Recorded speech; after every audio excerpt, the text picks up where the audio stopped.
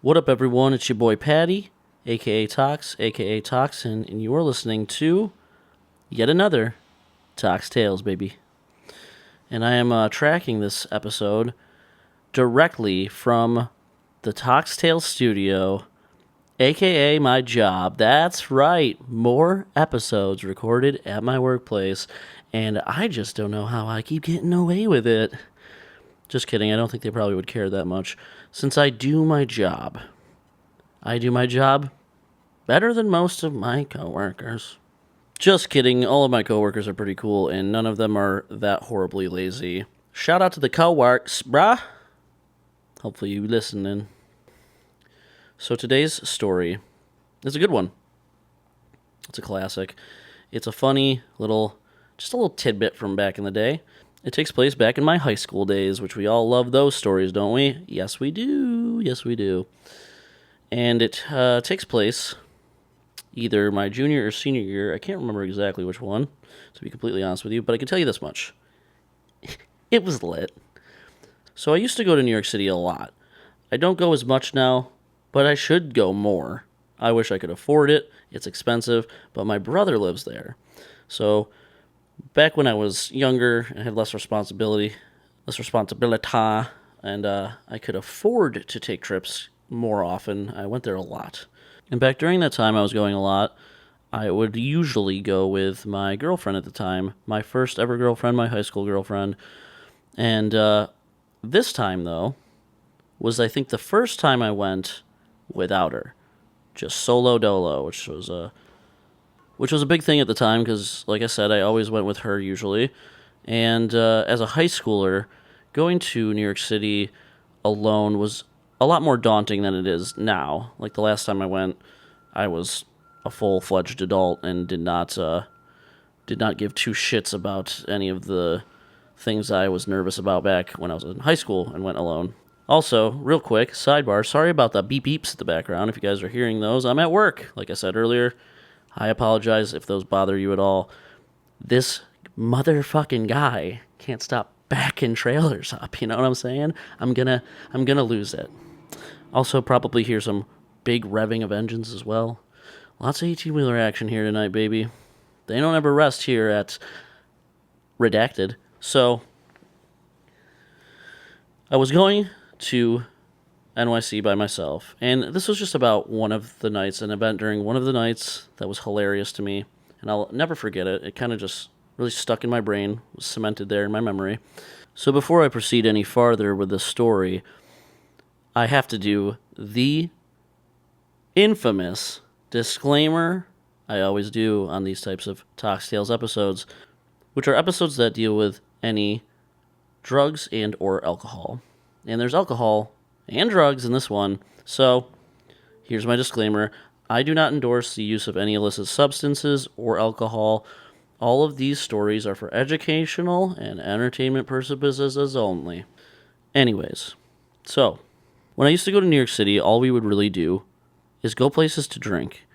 And I say that not as in, oh, it's all we ever did, it was so boring, as in, we did that because it's the best place in the world to get hammered. This is the best place in the world to drink good drinks, good alcohol, good cocktails, go to cool bars, cool basement whiskey rooms and stuff like that. And my brother living there for as long as he has, he knows all the spots. So that's what we would do. We would go get crazy out in New York City till 3, 4 in the morning, whatever time we felt like we were done.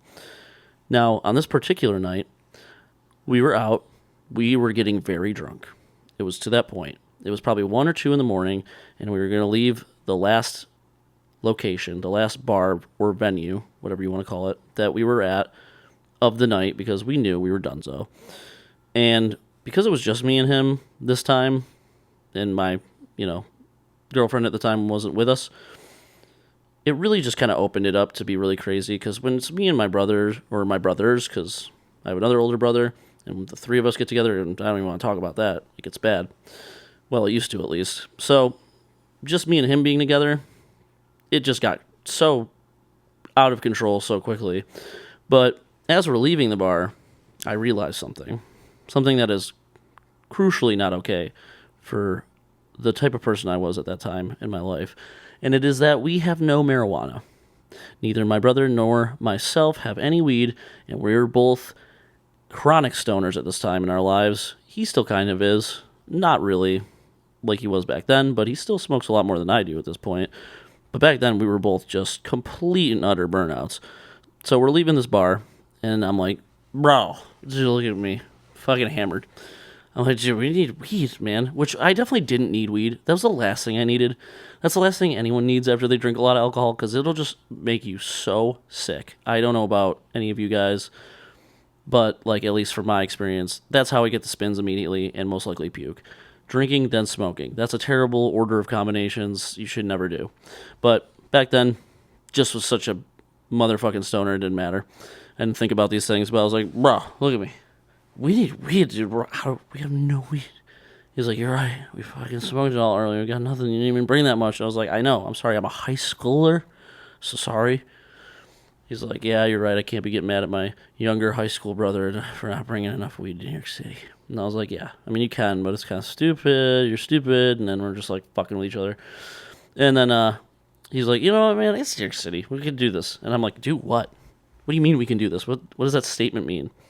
He goes, watch this, motherfucker. I bet you I can get weed from this bodega right here. And he just points at this bodega that's literally right next to us that we're standing in front of, that I didn't even realize we were standing in front of. And I'm like, dude, you can't just go in and get weed from some random bodega guy? And he's like, I can get weed from a random bodega guy. And so he proceeds to have me follow him into this bodega.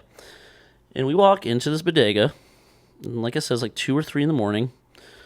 And I shit you not, the cashier, the guy working the counter, the only person there, I assume, it seemed like, the only employee there, has a bag of weed in his hand, and he's holding it up to the light, staring at it, examining it so closely, just blatantly, not even like trying to act like he's doing something else, or he didn't even react when we walked in. And mind you, this is back when it was still not legal. It was like decriminalized, but it was not like recreationally or medically legal like it is now. It could get you in trouble back in the day. Back in this time, it could still definitely get you in trouble. This guy didn't react even in the slightest when we walked in. He just kept staring at the weed. And we're like, what are you looking for, buddy? What are you looking for in that weed there? And he was like, oh, sorry. And we're like, dude, it's fine. What are you... It's totally okay. We're not cops, that's for sure. And I was like, don't ever fucking talk about cops. I mean, what are you even talking about cops for? And he's like, I'm saying we're not cops. That was me and my brother's little interaction there. So after me and my brother fully make fools of ourselves and act completely immature and stupid in front of this guy, finally my brother goes, hey man, so what's going on with that weed you're looking at? And he's like, just looking to see how good it is, man. Looks kind of, not great. And my brother goes, oh, I don't care about that at all. Just, can we buy it from you? And he's like, sure. And my brother's like, how much do you want for it? And he's like, these 2 bags right here, $20 is fine. He's like, are you fucking serious? And they're 2 like little, like the little dime bag, plastic bags, but they were filled to the brim, like packed full. Like you couldn't really even pack more weed into each of these bags. That's how full they were. So back then, honestly, not a bad deal. Maybe after we got it, we were thinking a little differently, but we'll get to that. So, we don't have any weed. It's a situation where we're not desperate, but, kind of.